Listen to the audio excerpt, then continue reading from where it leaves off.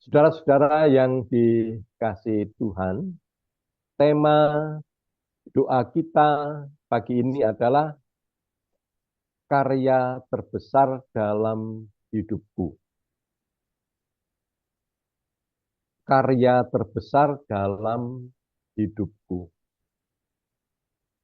Tema ini mengandaikan bahwa di dalam hidup kita itu ada karya yang besar, ada yang tidak besar, ada yang terbesar, dan lain sebagainya. Saya mula-mula membayangkan karya terbesar dalam hidup saya sendiri. Tetapi kemudian saya juga membayangkan karya terbesar dalam hidup saudara-saudara yang lain. Dan yang terakhir, saya membayangkan apa karya terbesar yang dialami oleh Yesus Kristus. Itulah yang kemudian menuntun saya untuk membaca Lukas 2 ayat 6 dan 7. Saya mengundang saudara semua sekarang untuk membuka Lukas 2 ayat 6 dan 7. Kalau di dalam hidup setiap orang ada karya besarnya, saya berpikir bahwa di dalam diri Yesus sebagai manusia juga ada karya yang terbesar. Lukas 2 ayat 6 dan 7 saya baca demikian. Lukas 2, 6 dan 7. Ketika mereka di situ, tibalah waktunya bagi Maria untuk bersalin.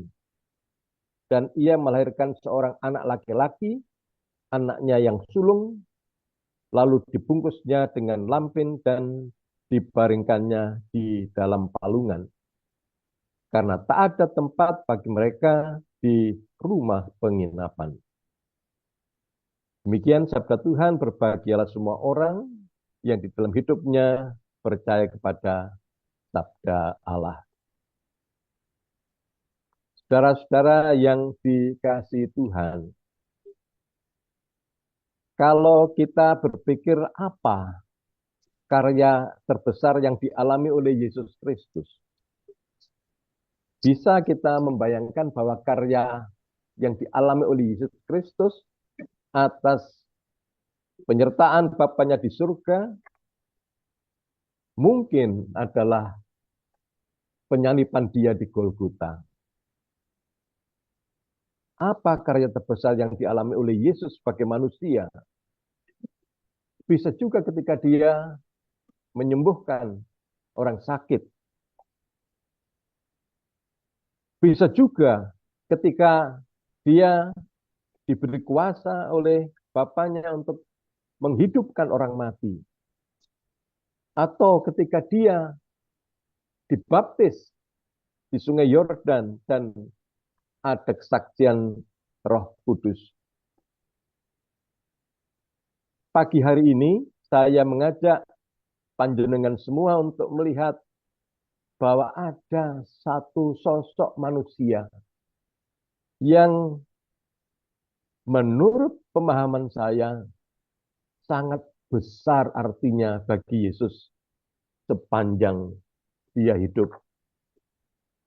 Yaitu yang ceritanya kita baca dari Lukas 2 ayat 6 dan 7.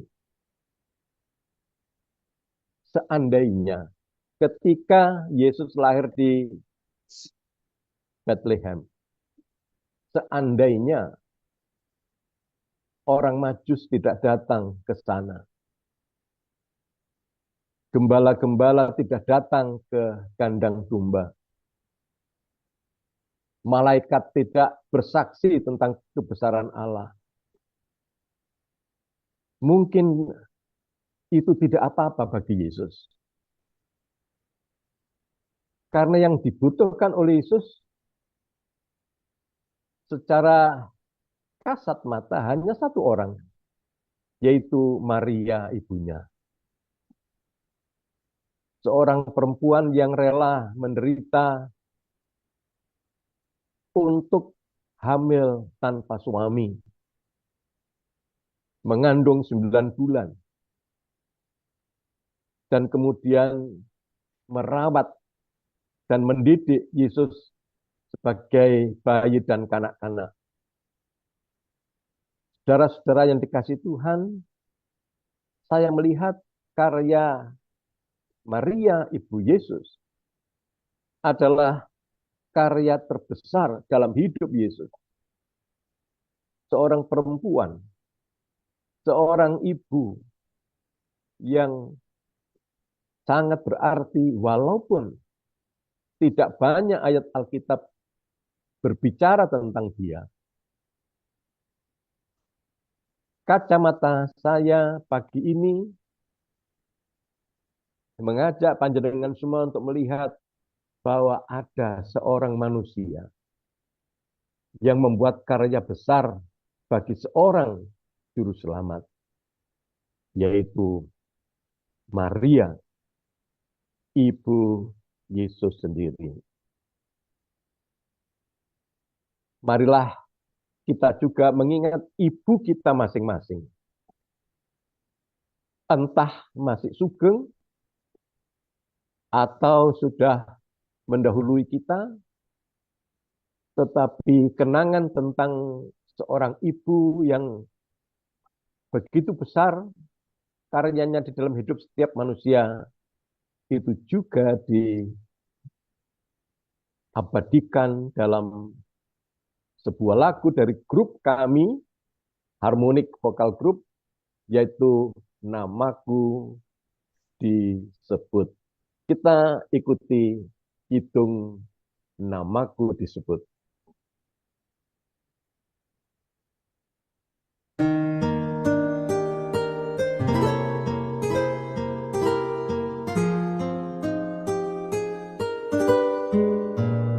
Di waktuku masih kecil, gembira dan senang, tiada duka ku kenal, tak kunjung mengerang di sore hari nan sepi. Ibuku berteluh, sujud berdoa, ku dengar namaku disebut. Di doa ibuku, namaku disebut. Di doa ibuku dengar, ada namaku disebut.